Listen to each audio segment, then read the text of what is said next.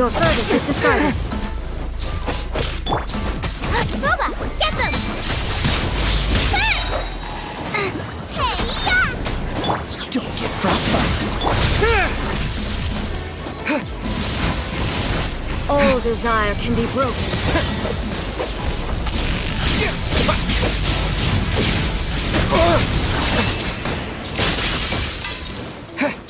This world, the fleeting shadow.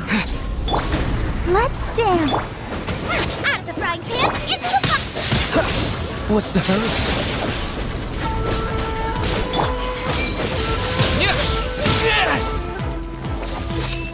Thunder. Nice and spicy! Help! Bellowing thunder! This You're world, the fleeting shadow. So sorry. Lightning flash!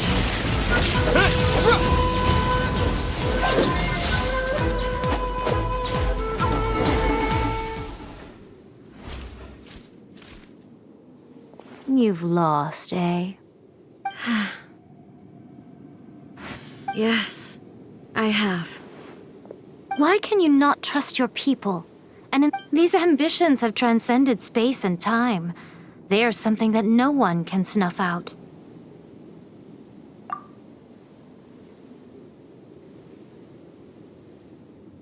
Is this the lesson you learned from your journey in Liyue?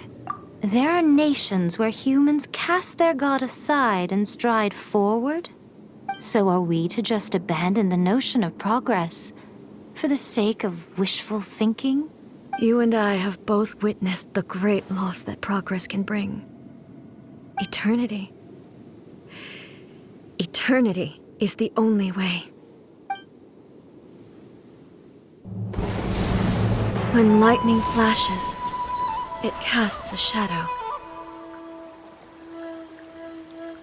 My name means shadow.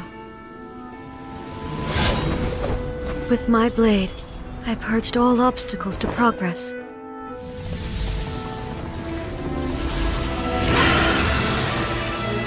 And yet, something was lost with each step forward. In the end, I even lost her. The tales are still retold in the shade of every thunder sakura. But the wounds left on our nation by that terrible loss still ache. Never stop searching, even if only for a brief flash of light. If nothing else, we have the present moment. She said that once. But I've seen a nation stride forward and lose everything to the heavenly principles. Perhaps only if time stands still will the lightning's glow never fade. The present moment is a fragile illusion. Only eternity can bring us closer to the heavenly principles. I am no longer the shadow. Mine is the most supreme and noble form. Let power over the realm be vested within me. In this form shall I honor my subjects' dream, for a land of eternity, unchanging forevermore. The heavenly principles. Irrelevant nonsense as far. When all's said and done, all you really want is to protect your beloved. That would be something of an But is this nation worth existing for eternity? Stripped of ambitions, stripped of the potential for change, it does nothing more than simply exist. It is a hollow shell of a nation. I wonder what loss would it really be to anyone if such a nation were destroyed. Miko, retract your words. Never changing eternity is the promise I made to my people. But what your people need from you is not your promises. They want your attention. Your divine gaze. You mean visions? Humans have a lifespan of barely 100 years. They cannot afford to bear any extra losses. But I have experienced it all. That is why I have chosen to guide them along the correct path toward eternity. But eternity is far too cruel a fate for you, eh? For me? Not only have you stopped paying attention to the world, but you have stopped paying attention to yourself.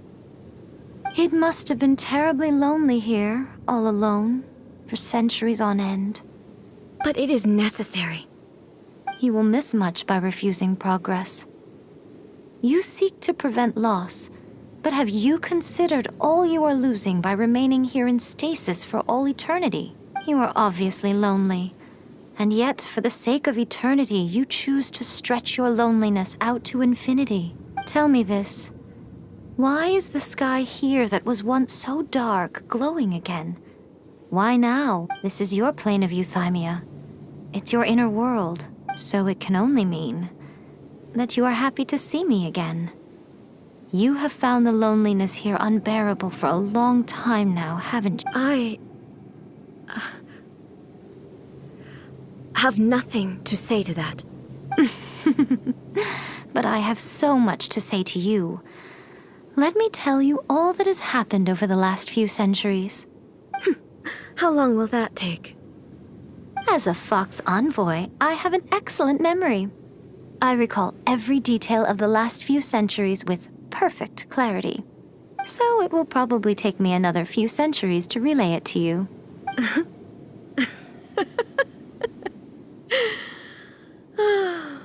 Miko, I never thought I would have the chance to meet with you like this again. Seeing you again is a change to eternity. And a very nice surprise. Since you are willing to admit that, I suppose that means we can still be friends? What a childish conversation this is. Anyway, now that I have been defeated by you and your plan, I will honor your wish to abolish the Vision Hunt Decree. But, with regards to eternity and the question of whether this nation should move forward, I need time to give it some thought. You are the one who's been acting like a child from the very beginning. As promised, the Raiden Shogun abolished the Vision Hunt Decree. Finally, her people's wishes penetrated her locked heart. Beyond the plane of euthymia, she saw what eternity means in the eyes of the world. When one's fervent ambition burns brightly, the gods will cast their gaze upon you.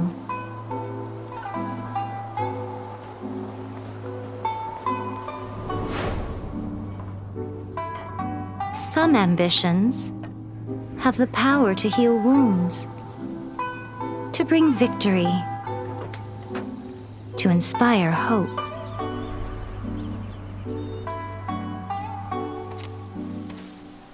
But some ambitions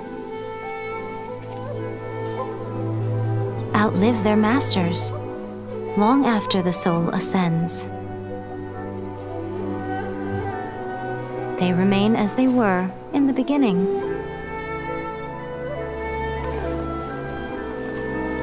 Burning bright and true for all eternity.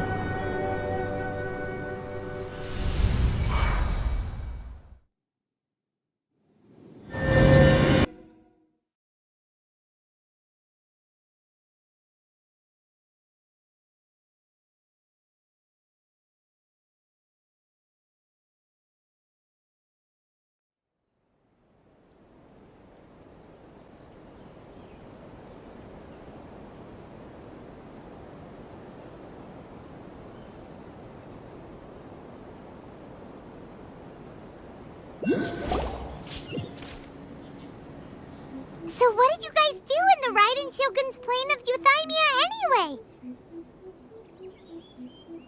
Is the Vision Hunt Decree abolished? Oh, gotcha. Paimon was super worried, you know. So maybe the reason Yai Miko is looking for us now is because she wants to thank us. Let's go find her.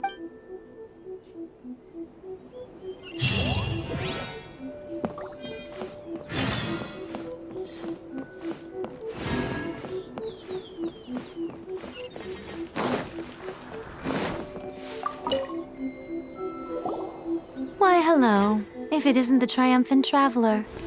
And why might you be visiting the shrine? A sign of piety, perhaps? You literally told us to come meet you here! I was just joking. I've been waiting for you. Seems like someone's in a pretty good mood. Mm-hmm. Catching up with an old friend I hadn't seen in years was truly delightful. By the way, I heard that you had a duel before the throne, with a Fatui Harbinger no less. Courageous and astute. I must say, I am most impressed. Defeating Signora head-on in a duel means that your strength exceeds my expectations. Still, you did end up victorious. I gather congratulations are in order. Sure feels good to finally thwart the Fatui plan for once. They caused plenty of trouble along the way, but at the very least, they didn't get their hands on another Gnosis. Wait a second. Did you say Gnosis? As in, the little thing that looks something like a chess piece? Yep, that's the one. You've seen one too? Gnosis belong to the Seven. They're what keep them connected to Celestia. Oh, What's wrong? I handed that over. You did what now? Well, how else was I supposed to save your skin from the Balladeer exactly? The Balladeer is number 6 of the Fatui Harbingers. In terms of strength, he is superior to Signora. I'm not the kind of person who risks life and limb for any old reason. You did... After A created her puppet vessel, she no longer had anywhere to put it. As her erstwhile closest friend, A handed it over to me, and I've kept it in the Grand Narukami Shrine ever since. She no longer needs the power of the Gnosis, and in any case, she tells me she has severed ties with Celestia.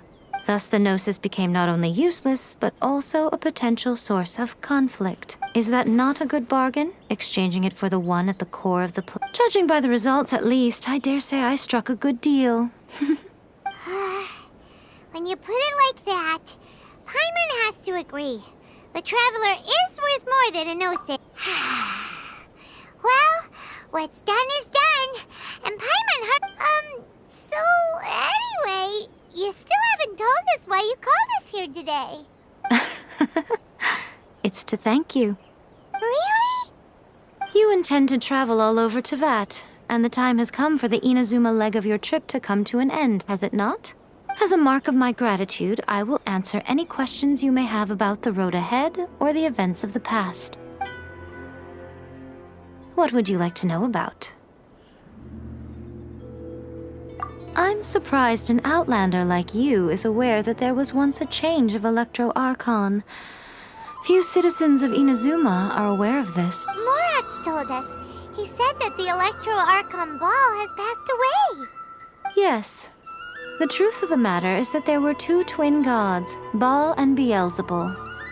Twin gods? They won the Archon War together, and when Baal established the shogunate, Beelzebul became her Kagemusha, or shadow warrior. In other words, she acted as Baal's body double. Beelzebul is A, with whom we are now both acquainted. Baal's name was Makoto. As far as the world was aware, there were not 2, but 1.